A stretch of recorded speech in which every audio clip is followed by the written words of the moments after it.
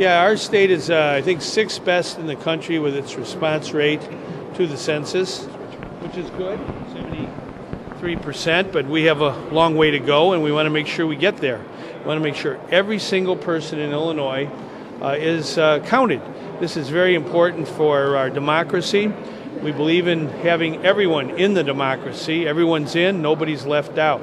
So it's really important that we get this done right, and we've had a good effort here. We have a lot of spirited people.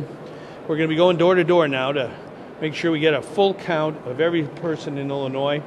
We need all the federal money that comes from that, as well as elected representation in federal Congress. So really counting on everybody to step in and make sure they're counted. You've had a long interest in the Main Street program, and the Landmarks Preservation Council has put it on the 10 most endangered because of the staff cuts and budget cuts. Yeah, well, I believe in Main Street. I was lieutenant governor. We worked very hard to expand Main Street. We were able to get a number of Main Street communities to have broadband deployment. We had all kinds of investment in terms of human volunteers participating in the program, and we're going to keep Main Street alive and well. We obviously in our state government have cutbacks everywhere, and we just have to weather this economic recession and get to a better place. But Main Street is always going to do okay as far as I'm concerned. Do you think the rally tomorrow will give you the momentum to pass the surcharge, the income tax increase? Well, I just met President Glenn Pichard of SIU Carbondale and SIU Edwardsville. He's the president of both campuses. And, you know, those are institutions that reach out to low and moderate income students who are college students, maybe the first in their family to go to college and graduate. It's very, very important we invest in those young people, whether they're in college or community college, especially grammar school and high school.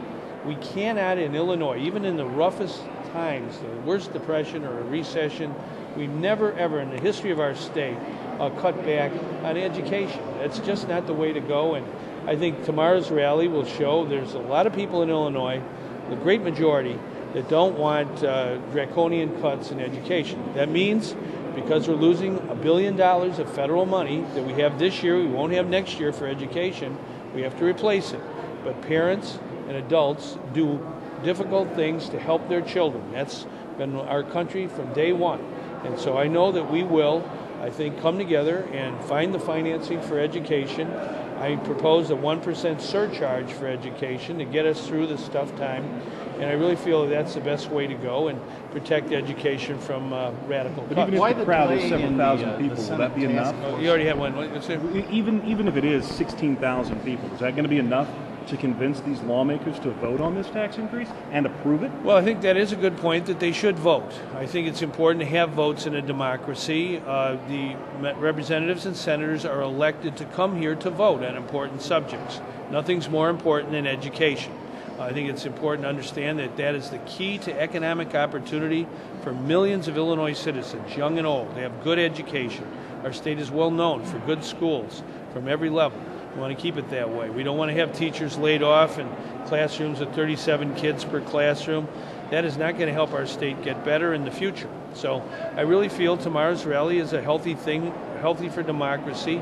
Last fall we had a tremendous rally here for the MAP grants, for the scholarships, for needy students who are able to do college work.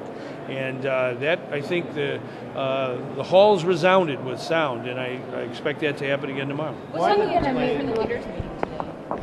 Well, on all the subjects, budget, of course, making sure that we invest in our job creation.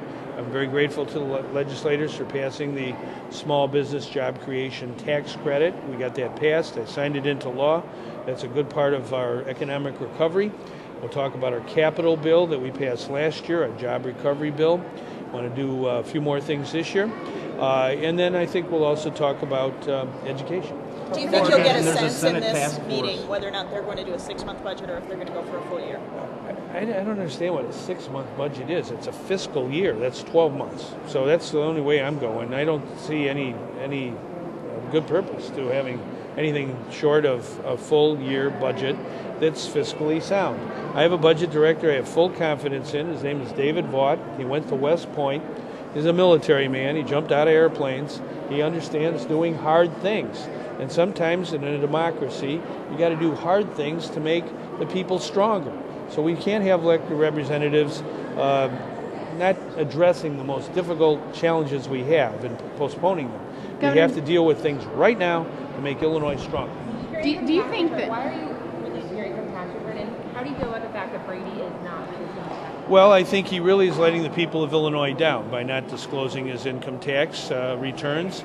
My income tax, every time I've been in public office, I've disclosed that as state treasurer, as lieutenant governor, and now as governor. I think that if you're governor and want to be governor, you owe it to the people to be open. That's what we absolutely need in light of my two predecessors, one of whom is in jail, the other is under indictment. I think having open government, sunshine, is the best way to protect the people and the public interest. The fact that Senator Brady is hiding his income tax is very bad for the people of Illinois. I don't think you should shade anything. You shouldn't keep your income tax under shade.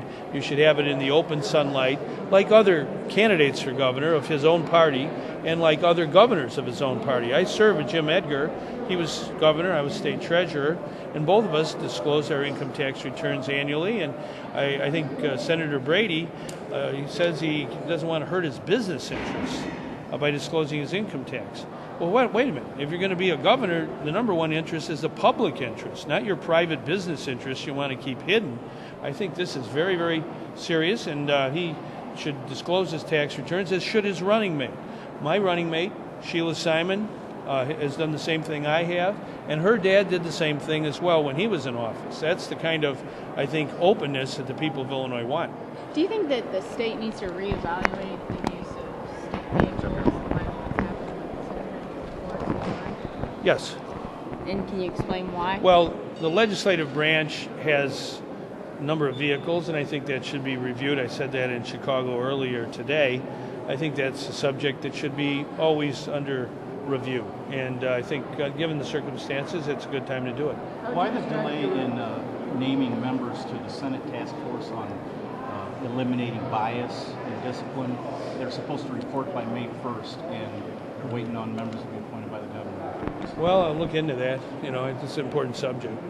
Thoughts on Scotty Cohen possibly running as an independent? Well, I saw him at the ball game. I know. Yeah, I did. I actually was walking up the ramp, and I guess he was walking down. He told me that we get ready for a big surprise. I guess that's it, huh? Okay. Is that a Sox game? Yes, it is.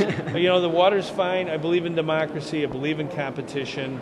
If you can get the signatures, and it's a healthy number, you know, you can do whatever you want. You know, the people decide. No, I think that when all is said and done, there'll be a robust contest of ideas. One of the ideas is a governor who discloses his tax returns, is open with the public, doesn't have any financial conflicts of interest in the job. I think it's important that the people of Illinois have that protection. The fact that Senator Brady, one of my opponents, is refusing to reveal his income tax, keeping it secret, really changing the policy that Republican candidates for governor have followed for a long time, I think he's really letting the people down.